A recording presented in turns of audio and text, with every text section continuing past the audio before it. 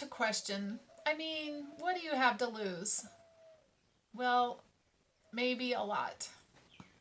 The fact is, once you start questioning your pastor, your church teachings, the core tenets of your faith, you're going to be labeled things like heretical, a black sheep, unintelligent, dangerous, rebellious, and maybe even cultish.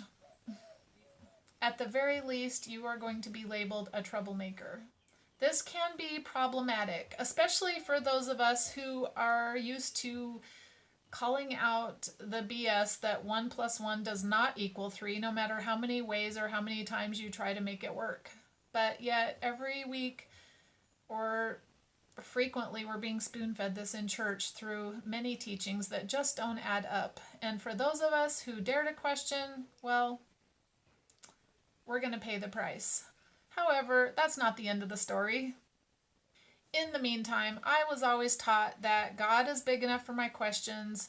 It's safe to question anything as long as you do it with honesty and sincerity, that the truth can defend itself. However, as soon as I started questioning my pastor and my friends and anyone else who would listen about, my bigger questions that didn't add up, suddenly the claws and the fangs came out.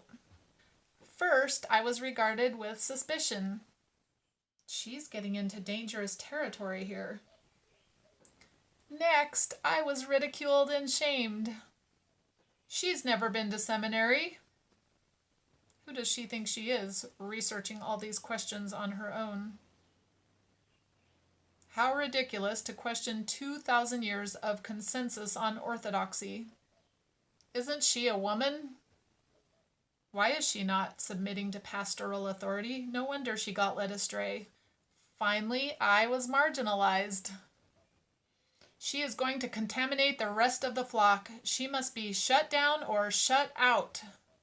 Like I said, you may lose a few things along the way, but you have a lot more to gain. Your integrity, your honesty, maybe some new friends that will actually have honest discussions with you and listen to some of your crazy heretical ideas. God is big enough for your questions. In fact, God gave you a brain and God gave you a heart, and He expects you to listen to and use both of them to discern where you're being led and what is truth. Questions are often rewarded with answers and new paths of discovery that may lead you into some amazing and wonderful and liberated places. The fact is, it's not safe not to ask questions.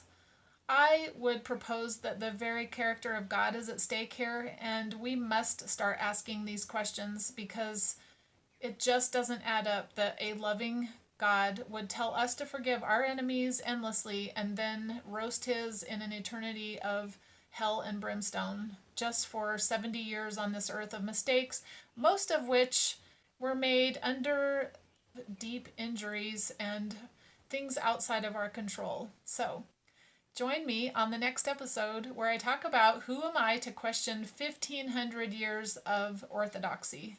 I'll see you then.